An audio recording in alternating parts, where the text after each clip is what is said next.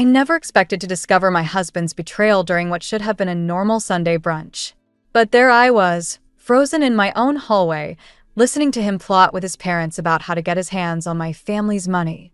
My name is Sloan, and until that moment, I thought I had a pretty good handle on my life.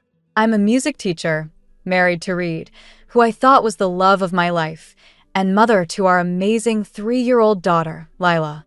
My parents built a comfortable life for themselves through hard work, and I've always been proud to follow their example of independence. She just needs the right push, Reed was saying in our living room, his voice carrying that smooth, confident tone he usually reserved for his sales pitches. If we can convince her to quit teaching, she'll have to rely more on her parents' support. I pressed myself against the wall, my heart pounding. Lila was upstairs taking her nap, and I'd just come back from checking on her when I heard them talking. "Darling, you're being too subtle," my mother-in-law Camille's voice dripped with honey-coated venom. "That salon chain her mother runs is worth millions. Sloan needs to understand that her little music teaching career is, well, beneath her potential." Beneath her potential? I mouthed silently, my hands clenching into fists. "It's not that simple," Reed sighed. "Sloan's stubborn about her independence. She gets that from her father." "Well, her father's not getting any younger," Grant, my father-in-law, chimed in. "And neither is her mother. Have you looked into their estate planning?" I felt sick. The conversation continued, but their voices became muffled by the blood rushing in my ears. 3 years of marriage, and I'd never heard Reed talk about me like this. Like I was some puzzle to be solved, a resource to be mined. The worst part? They were discussing my parents' money as if they were already dead. My mom, who still works 60-hour weeks at her salons because she loves what she does. My dad, who still tinkers with new tech innovations in his home office, more alive than ever in his retirement. I must have made some sound because the conversation in the living room suddenly stopped. Taking a deep breath, I straightened my shoulders and walked in, plastering on my best teacher smile, the one I use when catching students passing notes in class. "Hey everyone," I said, proud of how steady my voice sounded. "Having a nice chat?" Reed's face flickered with something. Guilt? Concern? Before settling into his usual charming smile. "Hey, babe. We were just talking about your career." "Oh." I picked up my coffee mug from the side table, needing something to do with my hands. "Anything interesting?" Camille jumped in, all perfectly manicured nails and practice concern. "Darling, we were just discussing how you could have so many more opportunities if you weren't tied down to teaching. With your family's resources." "My family's resources," I interrupted, taking a slow sip of my now cold coffee, "are exactly that. My family's." The room went quiet. Reed shifted in his seat, that familiar crease appearing between his eyebrows, the one that shows up when a sale isn't going his way. "Sloan," he started, but I cut him off with a look. "I think I need some air," I said, setting down my mug with a careful precision that belied the trembling in my hands. "Would you all mind watching Lila for a bit? I just need to clear my head." As I grabbed my keys and headed for the door, I caught my reflection in the hallway mirror. I looked exactly the same as I had this morning, but everything felt different. The woman staring back at me had just discovered that her marriage might be built on a foundation of lies, and she was already planning what to do about it. The week after I overheard Reed's conversation with his parents, I found myself sitting at my parents' dining table, watching my mother arrange flowers like nothing was wrong with the world. I hadn't told them about what I discovered yet.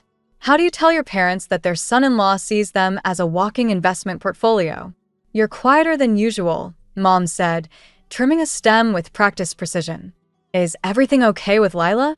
"Lila's perfect," I replied, managing a small smile.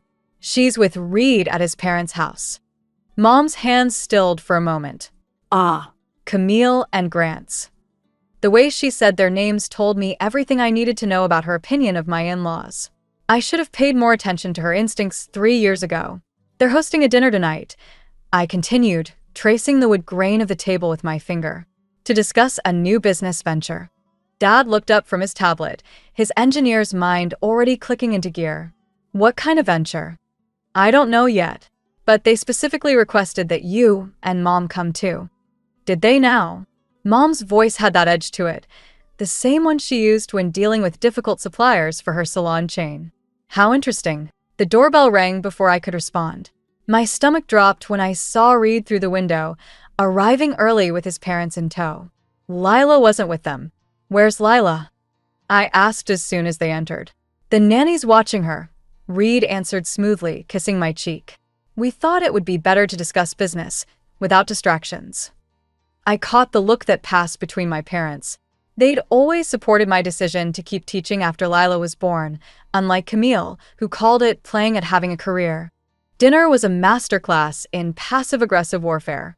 Camille praised Mom's cooking while simultaneously suggesting she must be too busy with her little salons to cook often.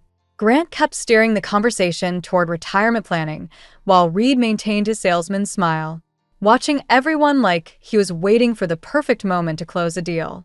"So," Reed finally said, setting down his wine glass, "we wanted to discuss an exciting opportunity. Here it comes, I thought. There's this amazing property development project," he continued. "Premium location, guaranteed returns. But we need initial investors." My father's expression didn't change, but I saw his hand tighten around his fork. "And you're bringing this to us because—" "Because family should help family," Camille jumped in. "And with your resources, it would be such a shame not to." "Our resources," my mother interrupted, "are already allocated to expanding the salon chain. We're opening 3 new locations next month." I watched Reed's face fall slightly before he recovered. "But surely some diversification would be wise? Marlo, your business is successful, but property development could provide much better returns." "Better returns than the business I built from nothing?" Mom's voice could have frozen hell. "The business that put Sloan through college debt-free?" "That's not what Reed meant," Camille said quickly. "We just think."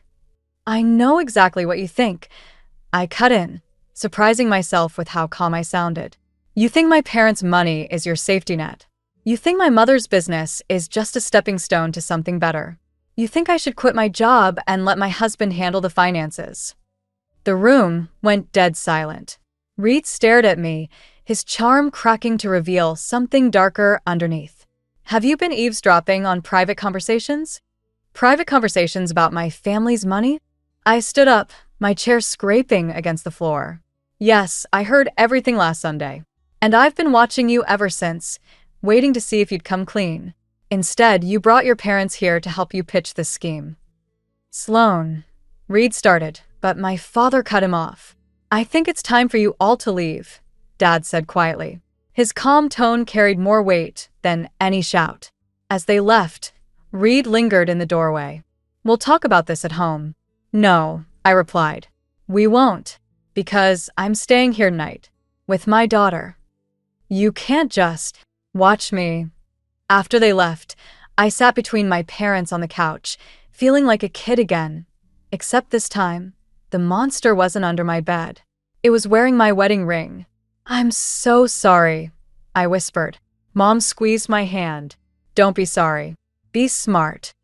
And in that moment, I knew exactly what I needed to do next. I never meant to become a detective in my own marriage, but there I was at midnight, scrolling through Reed's laptop while he slept upstairs. The house was silent except for the hum of the heating system and my racing heart. What started as a gut feeling led me to his email. The password was still Lila's birthday, something that should have been sweet but now felt like another manipulation. My hands trembled as I clicked through folder after folder, each one revealing another piece of the puzzle I wished I'd never started solving. "Oh God," I whispered, staring at a bank statement. The numbers didn't lie. Reed had been hemorrhaging money for months. Failed investments, hidden credit cards, loans I never knew about. But what made my stomach turn was an email thread with his parents about accessing Marlo's business accounts. The floor creaked behind me. "Find what you're looking for?" I spun around to find Reed standing in the doorway, his face half hidden in shadow. He didn't look angry. Worse, he looked calculating. "How long have you been planning to steal from my mother's business?" My voice was steady, despite the tremor in my hands. Steal is such an ugly word. He stepped into the room, running a hand through his sleet-messed hair. I prefer to think of it as redistributing family resources. Family resources? I laughed, but there was no humor in it. You mean the business my mother built from nothing? The one she worked 18-hour days for? The one that could save us? He slammed his hand on the desk, making me jump. Do you know what it's like, living in the shadow of your family's success? Having everyone compare me to your father? So, this is about your ego? This is about survival. He leaned closer, his charm completely gone now. I'm drowning here, Sloan. The property development deal fell through. I owe people money. How much? More than you want to know. I stood up slowly, putting distance between us. And you thought the solution was to steal from my mother? I thought the solution was to use available resources to… Stop. I held up my hand. Just stop with the sales pitch. For once in your life, be honest. Something shifted in his expression, a crack in the facade. Fine. You want honest? I'm broke. Everything I built is gone. And your parents? They're sitting on a fortune while watching me fail. They worked for that fortune. And I worked too. His voice rose, making me glance nervously at the ceiling, thinking of Lila. But nothing I do is ever enough. Not for them. Not for my parents, not for you. Don't you dare make this about me, I hissed. I loved you. I supported you. I never once asked about money. Exactly. He laughed bitterly. You never had to ask about money. You've always had it as a safety net. Must be nice. I opened my email and started forwarding myself copies of everything I'd found. Reed watched me, his jaw tightening. What are you doing? Protecting my family. I met his eyes. You have 12 hours to tell my parents everything or I will. And believe me, you'd rather it come from you. You're bluffing. Try me. I grabbed my phone and headed for the stairs. I'm getting Lila. He caught my arm. It's the middle of the night. Let go of me. My voice was ice. Or the first call I make won't be to my parents. It'll be to the police. His hand dropped. As I packed a bag for Lila, I could hear him pacing downstairs, making phone calls in hushed, angry tones. I knew he was calling his parents, probably trying to damage control. Let them try. 20 minutes later, I was buckling a sleepy Lila into her car seat. Reed stood in the doorway, watching us. This isn't over, he said. You're right, I replied, starting the car. It's just beginning. As I drove through the dark streets toward my parents' house, Lila dozed in the back seat. I caught glimpses of her in the rearview mirror, so innocent, so unaware of how her world was about to change. I gripped the steering wheel tighter, my resolve strengthening. Reed was right about one thing. This wasn't over. But he had no idea what was coming next. They say bad news comes in threes. I just never expected all three to hit within 24 hours. The first came at dawn, when my lawyer called to tell me Reed had already withdrawn half our savings. Legal, since both our names were on the account, but devastating nonetheless. I sat in my parents' guest room, watching Lila sleep while my hands shook around my phone. The second blow landed at noon. Mom collapsed at one of her salons. Stroke, the doctor said in the sterile hospital hallway. She's stable, but the next 48 hours are critical. I stood there, numb, as Dad gripped my hand. The fluorescent lights made everything look harsh and unreal, like a bad dream I couldn't wake up from. The third hit just before midnight. A text from an unknown number. Thought you should see this. Attached was a photo of Reed leaving a hotel with Camille, carrying documents. The timestamp showed it was taken just hours after I'd left with Lila. I was still staring at my phone when Dad came back from the coffee machine. The vultures are already circling, he said quietly, handing me a cup. Reed's been calling the salon managers, trying to get financial information. How did you? Maria called. She's worked with your mother for 15 years. She knows something's wrong. He sat heavily in the plastic chair beside me. They all do. A nurse walked past, her shoes squeaking on the linoleum. Through the window of Mom's room, I could see her lying there, looking smaller than I'd ever seen her. The woman who taught me to stand on my own 2 feet couldn't even breathe without machines. Dad, I started, but my voice cracked. I know. He pulled out his tablet, pulling up documents I recognized from Mom's office. Your mother and we've been expecting something like this. Not this exactly, but what do you mean?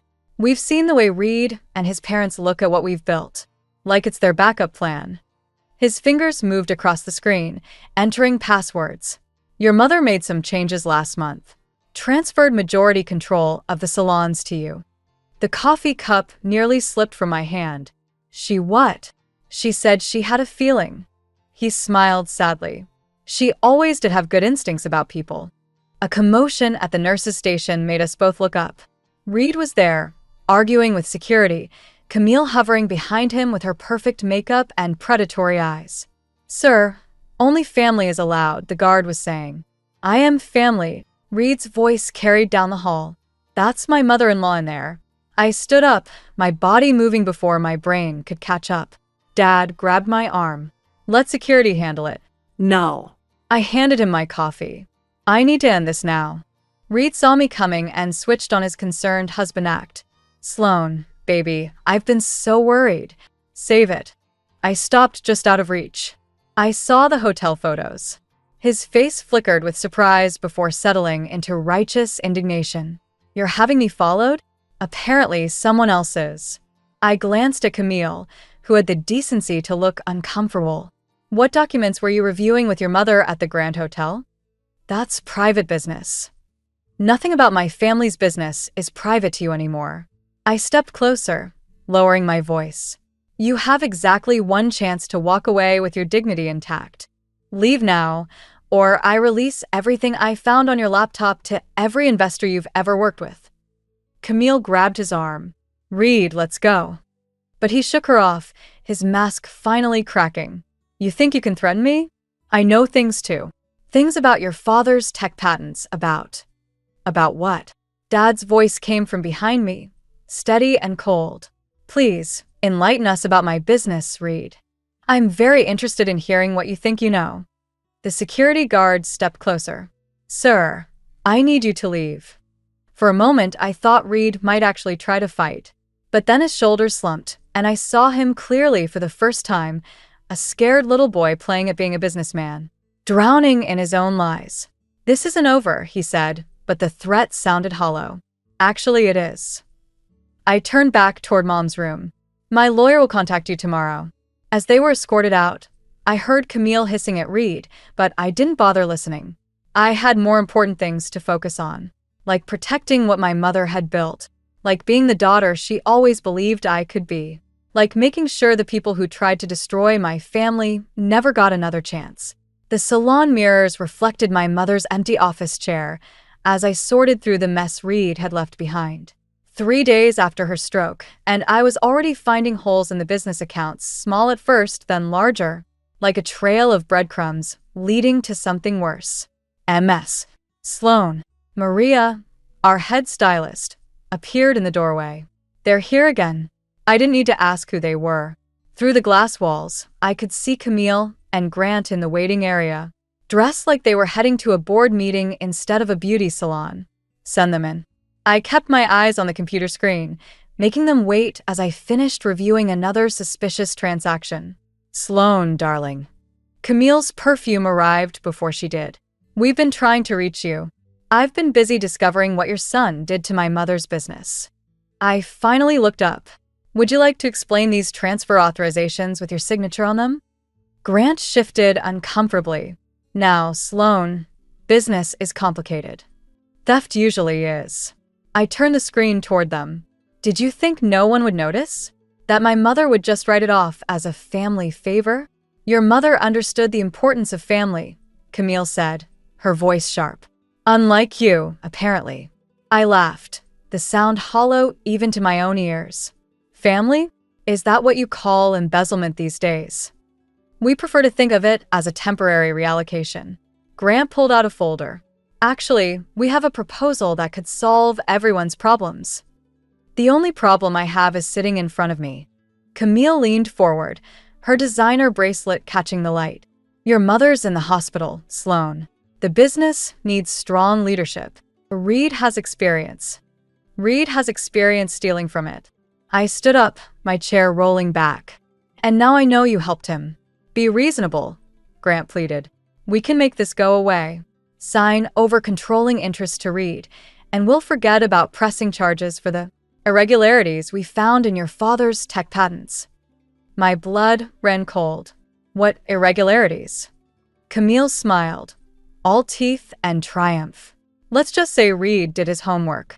It would be a shame if the patent office received an anonymous tip about your father's early development processes. The pieces clicked together. Reed's late nights researching, his sudden interest in Dad's old projects. They'd been planning this for months. Get out. My voice was steady, despite the rage building in my chest. Think about Lila, Camille pressed. About her future. About what a messy legal battle would do to her. Something in me snapped. I picked up my mother's heavy glass paperweight, turning it over in my hands. You know what my mother told me about building this business? She said sometimes you have to be willing to break things to build them stronger. I brought the paperweight down on the corner of her desk, cracking the glass surface. They both jumped. That was your first warning. I set the paperweight down carefully. Here's your second. I have copies of everything. Every transfer, every forged signature, every reallocation. One phone call, and it all goes to the FBI. You wouldn't, Grant stammered. Think about Reed. I am thinking about Reed. I'm thinking about how good he'll look in orange. I walked to the door, holding it open. You have 24 hours to return every penny, or I start making calls. And if you ever mention my daughter again, I'll make sure the only way you see her is through prison visiting room glass. After they scurried out, Maria appeared with a cup of tea. Your mother would be proud, she said quietly. I looked at the cracked desk, thinking of Mom lying in that hospital bed, of Dad poring over his old patents, of Lila asking why she couldn't go home. No, I replied, picking up my phone. Not yet, but she will be. I dialed my lawyer's number, watching Camille and Grant hurry to their car through the salon windows. They thought they could use my family against me? Fine. Time to show them exactly what kind of woman my mother raised. Time to make them regret ever hearing the name Sloan. The divorce papers sat untouched on Reed's desk while he paced his office like a caged animal. I'd chosen this moment carefully, after hours, when his staff had gone home. But before he could escape to whatever hotel he was hiding in these days. You can't be serious. He picked up the papers, then dropped them like they burned. After everything we've built. You mean after everything you've stolen? I stayed standing, keeping the desk between us. The salon accounts, my father's patents, our savings? I was trying to save us. He slammed his hands on the desk. Your parents have been holding us back, controlling everything with their money. The only one trying to control anything is you. I pushed the papers toward him. Sign them. He laughed, a harsh sound that made me flinch. Or what? You'll tell Daddy? Have him sue me? Go ahead. I'll drag every skeleton out of his closet. Every shortcut he took building his precious tech empire. You're bluffing. Am I? He pulled out his phone, showing me documents I'd never seen before. Your father wasn't as clean as you think. Want to know how many corners he cut? How many people he stepped on? My hands started shaking. Those are fake. The patent office won't think so. His smile turned cruel. Neither will his investors. One anonymous tip, and it all comes crashing down. You destroy him just to hurt me? I destroy him to protect what's mine. He stepped around the desk. Including you. I backed away, bumping into the wall. I was never yours to own. No. He moved closer. Then why did you marry me? Because you loved me? Or because your parents approved of my pedigree, my connections? Stop it. Face it, Sloan. You're just like me, playing the game, using people. I'm nothing like you. Really? He grabbed my wrist as I tried to leave. Then why are you here alone? Why didn't you bring your lawyer? Because you thought you could manipulate me, just like your mother taught you. I yanked my arm free. Don't talk about my mother. Poor Marlowe, he continued, his voice mocking. All those years building her empire, and now she can't even speak to defend it. How long before the board pushes you out? A month? A week? Something inside me snapped. I grabbed the nearest object, a crystal award from his desk, and hurled it at the wall. The crash was satisfying, but not as satisfying as the way he jumped. You want to talk about manipulation? My voice shook with rage. Let's talk about how you and your parents planned this from the beginning. How you married me for my family's money. How you... The office door opened. Camille stood there, looking perfectly composed despite the late hour. I thought I heard voices. She glanced at the shattered crystal. Having a disagreement? Get out, I spat. I'm afraid I can't do that. She held up her phone. Not when I have such interesting security footage of you assaulting my son. My blood ran cold. What? You throwing things, threatening him. She clicked her tongue. Not very maternal behavior. I wonder what a judge would think about Lila's safety with such an unstable mother. The room spun. They'd planned this too. The confrontation, the security footage, everything. You wouldn't dare use my daughter against me. Try us. Reed's voice was soft, dangerous. Sign over your controlling interest in the salons, and we forget this happened. Fight us, and you'll lose everything. The business, your father's reputation, and Lila. I looked between them, mother and son, so alike in their calculated cruelty. All my careful plans, my evidence of their theft, meant nothing if they could paint me as unstable, dangerous. I'll give you 24 hours to decide, Camille said, as if offering a generous gift. Choose wisely. They left me there, surrounded by shattered crystal and broken dreams.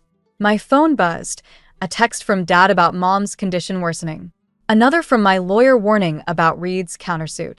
I slid down the wall, the divorce papers scattered around me like fallen leaves.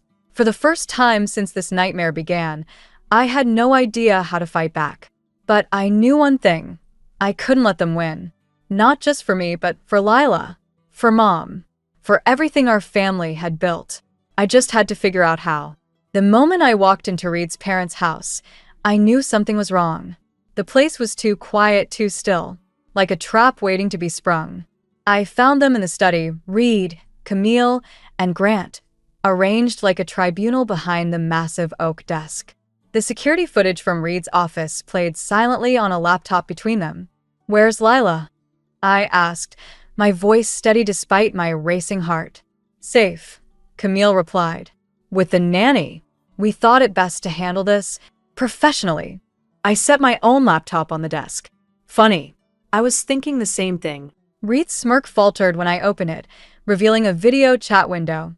Maria's face appeared, along with my father's lawyer and, most surprisingly, Grant's former business partner, Thomas. Hello, Grant, Thomas said, his voice crackling through the speakers. Been a while. Grant's face went pale. What is this? This, I said, pulling out a USB drive, is everything. The real records from the salon accounts. Dad's original patent documentation. And something really interesting from Thomas about some creative accounting you and Reed did at your old firm. Camille stood up sharply. You're bluffing. Like you were bluffing about that security footage? I played my own recording from my phone, which had captured the entire setup at Reed's office. Amazing what modern phones can do, isn't it?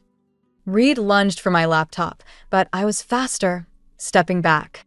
Don't bother. It's all backed up. And if anything happens to me or Lila, it goes straight to the FBI. You destroy your own family? Reed's voice cracked. Your daughter's future? No, Reed. I'm saving it. From you. We can still work this out, Camille interjected, her perfectly manicured hands spreading in a placating gesture. We're family. Family?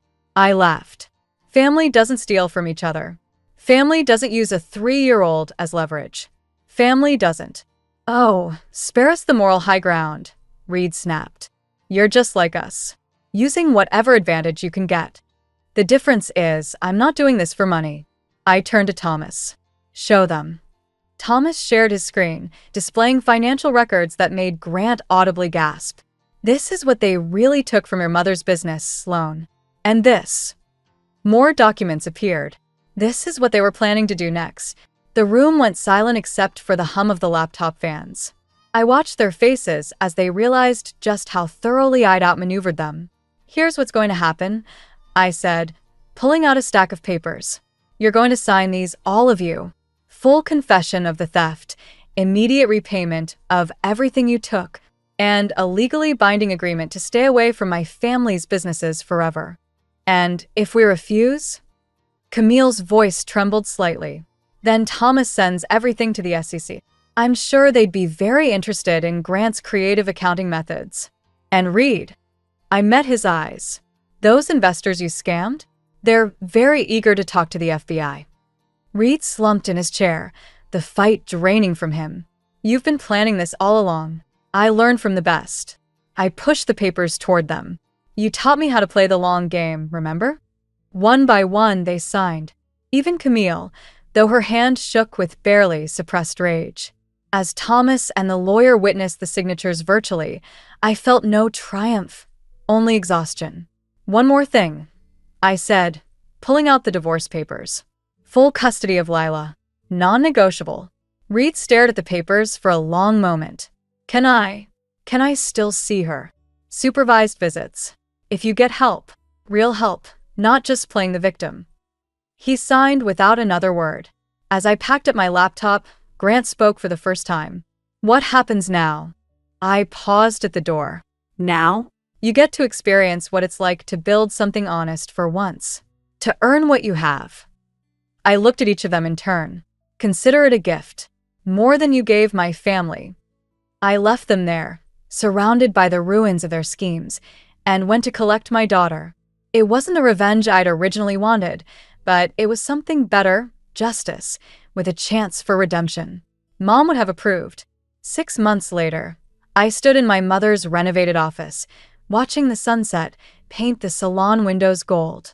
The place hummed with the familiar sounds of hair dryers and quiet conversation, a symphony Mom had conducted for decades. "Ms. Sloan." Maria appeared in the doorway. "Your 4 o'clock is here." I checked my watch, surprised. "Send him in." Reed looked different, thinner, less polished.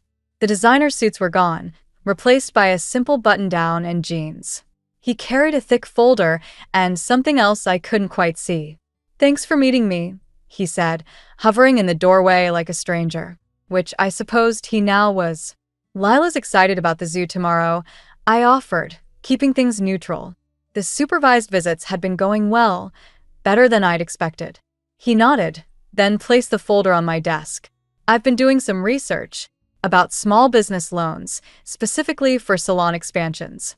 There's a program that could help with those 3 new locations you're planning." I stared at him. "Why?" "Because I owe you. More than money." He shifted uncomfortably.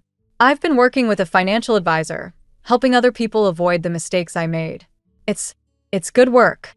Honest work." "And your parents?" "Haven't spoken to them since the divorce. They're in Florida now, trying to rebuild with what's left." He paused. "I'm not asking for forgiveness, Sloan. Just a chance to do something right for once." I opened the folder, scanning the carefully organized documents. The research was thorough, professional, exactly what the business needed. "Why now?" "Because Lila asked me something at our last visit." He pulled out what he'd been holding, a framed photo of Mom cutting the ribbon at her first salon opening. "She wanted to know if her grandmother was a superhero because of how you talk about her." My throat tightened. "What did you tell her?"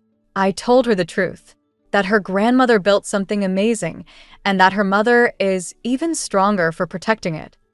He set the photo on my desk. "I found this in my parents' storage. Thought it belonged here instead." I picked up the photo, remembering that day.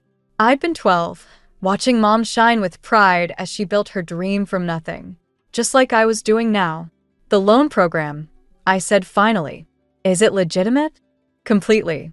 I'll send all the information to your lawyer first. No strings, no involvement from me unless you want it." I studied him, this new version of Reed, humbled but somehow more real than the polished salesman I'd married. "I'll think about it." He turned to leave, then stopped. You know what the hardest part was? Realizing I had everything I needed already. A family, a home, love. I just couldn't see it through my own greed. And now, Now I see clearly. He smiled sadly. Too late, but clearly. After he left, I sat at Mom's old desk, my desk now, and looked at the photo. The setting sun caught the glass, reflecting my own face over hers. Different women, different battles, same determination. My phone buzzed with a text from Dad. Mom squeezed my hand today. Doctors say it's a good sign. I smiled, touching the frame gently. Maybe Reed wasn't the only one getting a second chance. Maria knocked softly. The staff meeting's ready. We're discussing the expansion plans. I stood, straightening my jacket. Actually, I have some new information to share about that. From Reed's proposal? Maybe. I picked up the folder. But this time, we'll do it our way. The right way. As I walked into the conference room, I caught my reflection in the salon mirrors, not just Mom's daughter anymore, but my own person. Someone who could protect what mattered while still leaving room for growth, for change, for redemption.